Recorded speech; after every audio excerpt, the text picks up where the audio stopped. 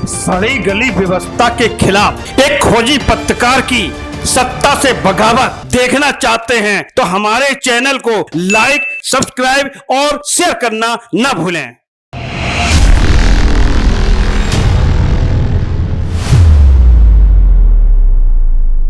नमस्कार, मैं अनूप गुप्ता, आप देख रहे हैं दृष्टांत न्यूज।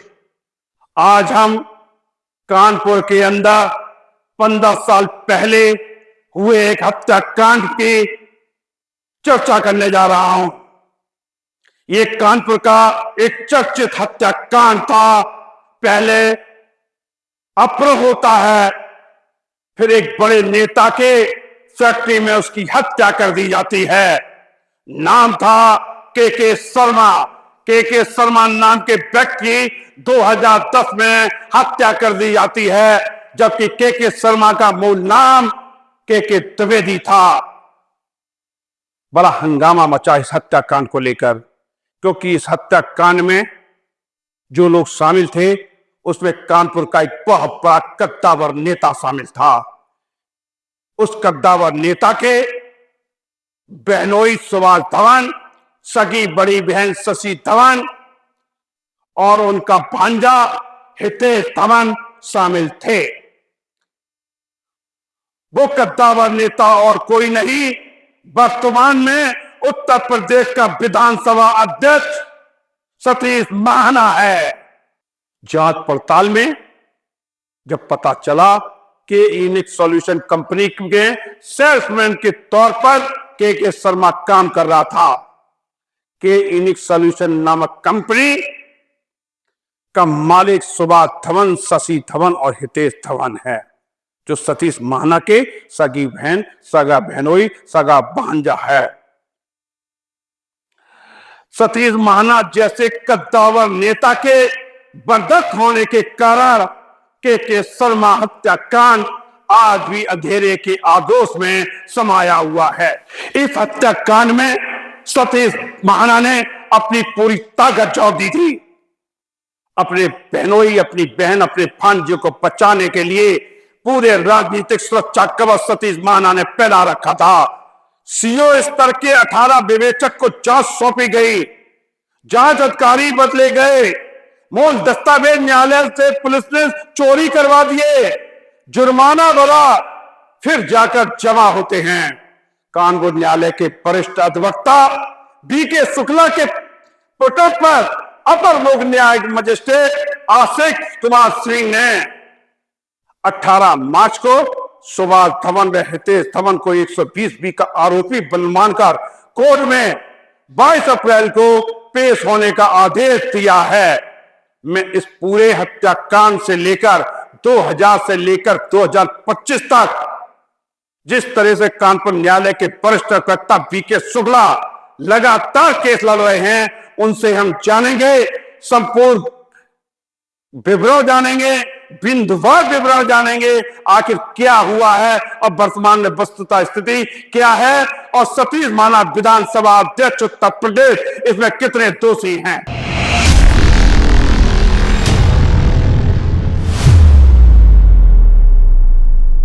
बीके शुक्ला साहब, दृष्टांत न्यूज में आपका बहुत स्वागत है जी। 2010 में कानपुर में एक चर्चित हत्याकांड और अपहरण होता है। अपहरण करने के बाद हत्या कर दी जाती है, और हत्या जो स्थल था वो कानपुर का एक बड़ा नेता है उसकी फैक्ट्री में होती है। क्या मामला है पूरा विस्तार से आप बताइए, क्योंकि आप 15 साल से इस केस को लगातार लड़ रहे हैं, कानपुर के न्यायालय में लड़ रहे हैं। इसके पीछे सतीश महाना,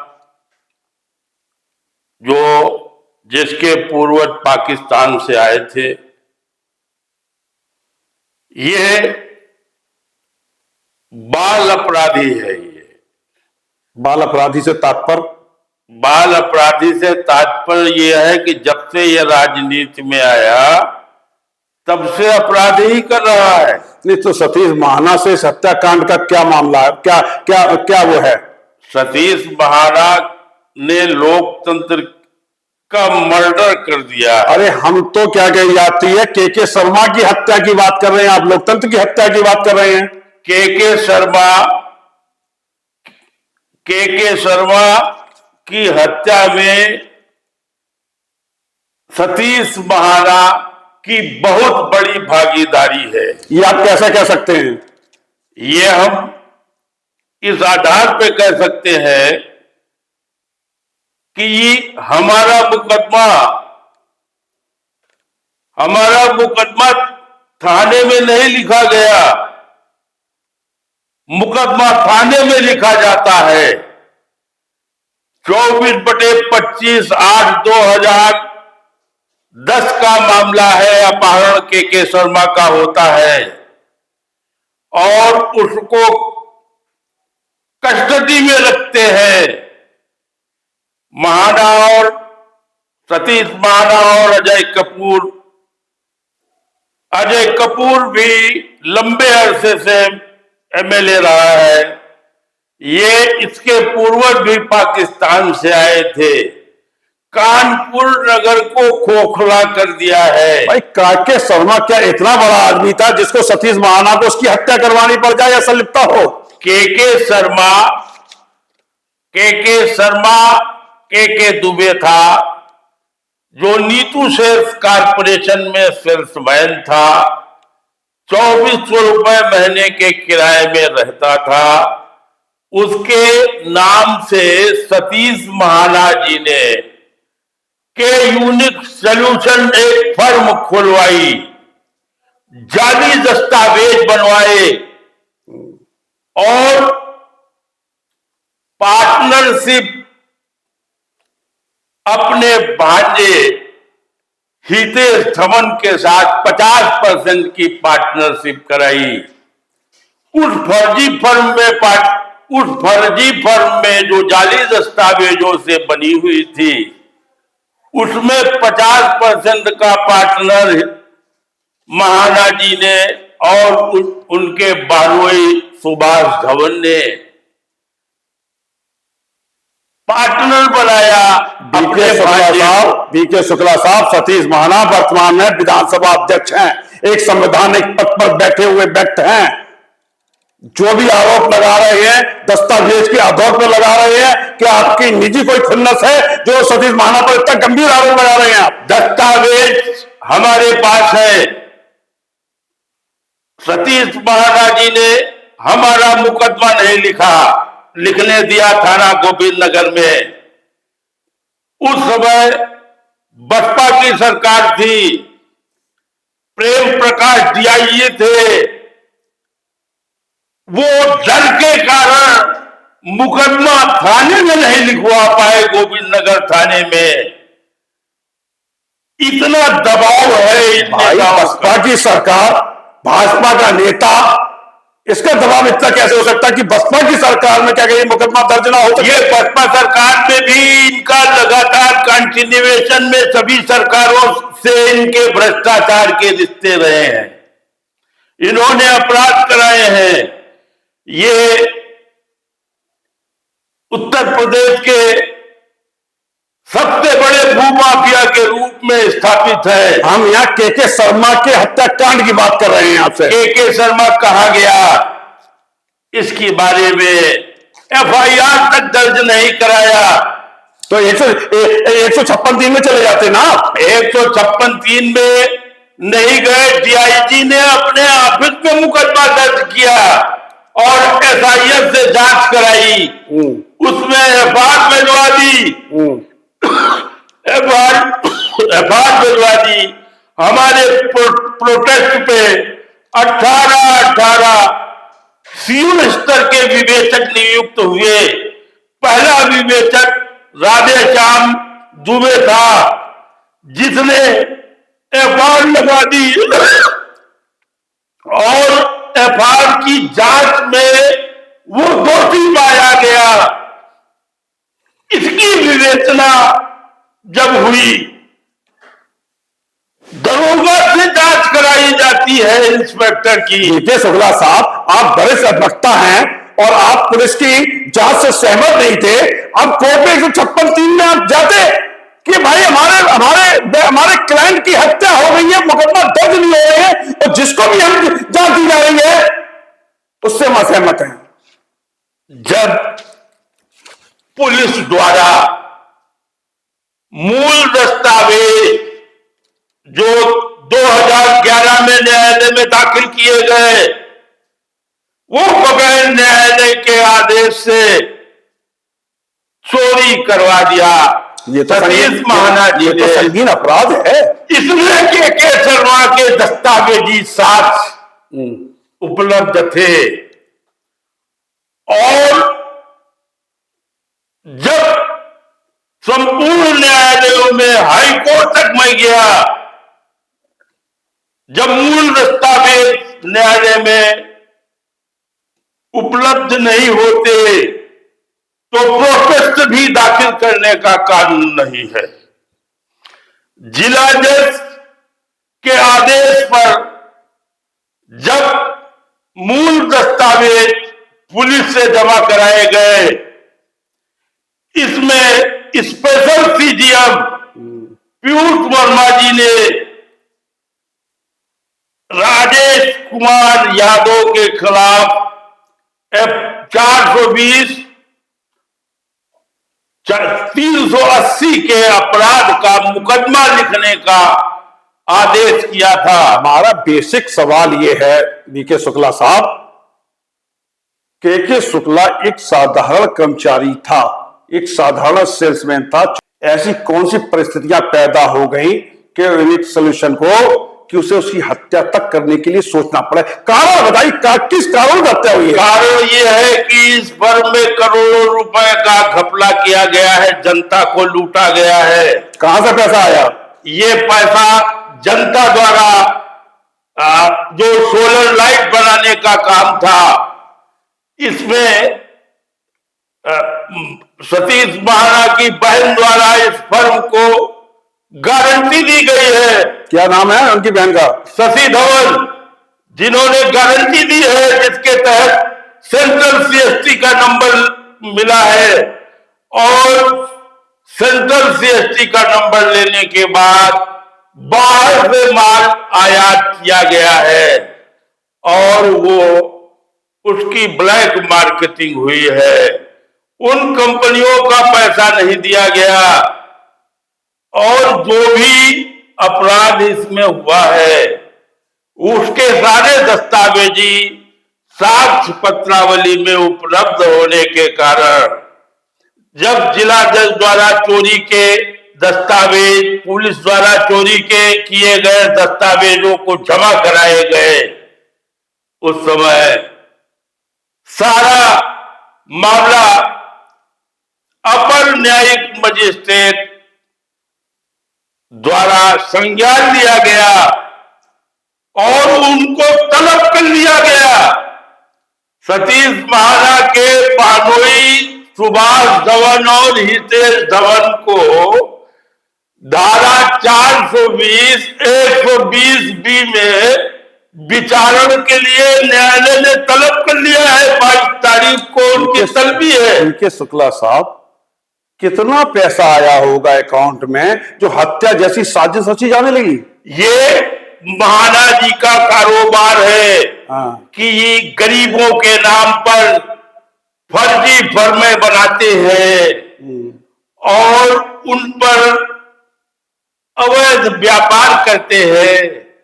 जब देनदारी जब जनता की बढ़ जाती है तो उसको मार देते हैं। वो तो विधानसभा में अपने ईमानदार होने का दम भरते हैं। ईमानदार होने का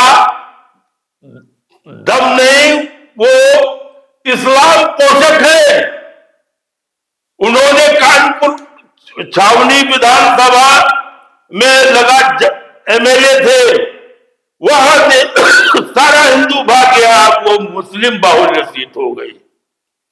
यह केवल सियासत हिंदू विरोधी मानसिकता का है, क्योंकि अपराध में भारतीय जनता पार्टी के लोग इससे डरते हैं।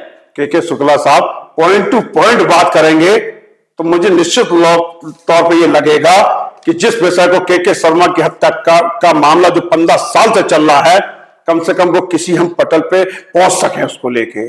श्रीमान जी, मेरे द्वारा जब सतीश महाना से पूछा गया तो उन्होंने कहा कि ये सुभाष धवन मेरा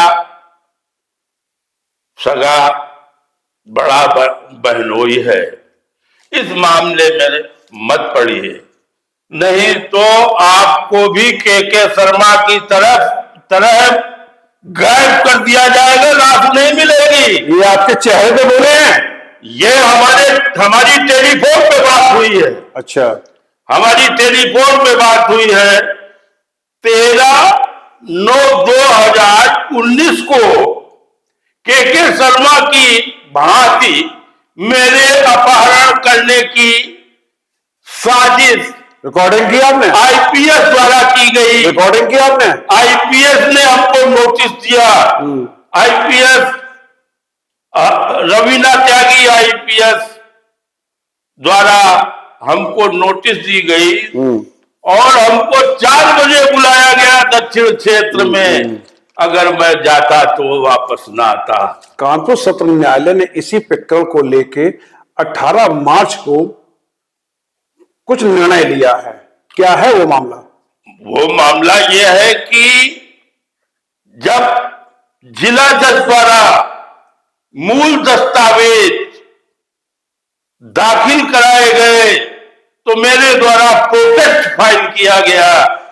उस प्रोटेस्ट में अपर न्यायिक मजिस्ट्रेट प्रथम द्वारा संज्ञान लिया गया और ये माना गया कि इन लोगों ने अपराध किया है। सतीश महाना इंडिकेटर है इस घटना के। सतीश महाना का ये नेचर है, ये अपराध करने की इनकी विधा है। सतीश महाना और अजय कपूर दोनों जाली काल्पनिक सपनों के व्यापार के जरिए मानव वध करते चले आ रहे हैं। ना इनकी आज तक कोई जांच हुई है। भारत के हर नेता की सीबीआई जांच हुई है, इनकी जांच करने की भी ताकत सरकार के पास नहीं है, क्योंकि सरकार को भी ये गुलाम बना के रखते हैं। न्यायालय ने क्या निर्णय दिया, मैं इस पर बात कर रहा हूं। न्यायालय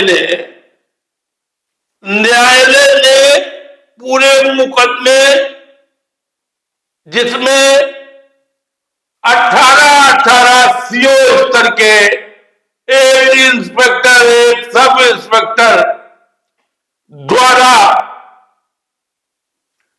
न्यायालय दाखिल की गई एफआईआर को खारिज कर दिया। ये तो टर्निंग पॉइंट है इस मुकदमे का। एफआईआर खारिज कर दिया, टर्निंग पॉइंट होगा इस मुकदमे का। और मुकदमा अब एज स्टेट केस चलेगा। अब सतीश महाना, अजय कपूर, अब ये कोई जेल जाने से बचेगा नहीं, क्योंकि सारे दस्तावेज पत्रावली में उपलब्ध है। और हमने जब 156(3) में मुकदमा दाखिल करने का प्रयास किया तो 18 सीओ के खिलाफ आपराधिक मुकदमा दर्ज हुआ। मुकदमा दर्ज होने के बाद उस मुकदमे की पत्रावली महाना जी ने गायब करा दी। ये थे बीके शुक्ला साहब। 2010 में के शर्मा नाम के एक बच्चे की अपहरण करके हत्या कर दी जाती है। दर दर भटकती मां, दर दर भटकता परिवार, 2 टाइम खाने के लिए दर दर की ठोकरें खाता वो परिवार। उस परिवार का इकलौता बच्चा, उसे क्या पता था जिस संस्था से, जिस कंपनी से हमारे परिवार की जीविका चलेगी, भरण पोषण होगा, वही संस्था के मालिक हमारी जिंदगी छीन लेंगे। 15 साल से लगातार बीके शुक्ला साहब के शर्मा हत्याकांड को लेके न्यायिक लड़ाई लड़ रहे हैं। वो न्यायिक लड़ाई का 18 मार्च को एक निर्णय आता है अब इसमें संबंधित जिन जिन लोगों के खिलाफ एफआईआर दर्ज हुई थी उनको कोर्ट में तलब करने के आदेश जारी कर दिए जाते हैं। दृष्टांत न्यूज से कैमरामैन आदर्श चौहान के साथ मैं अनूप गुप्ता।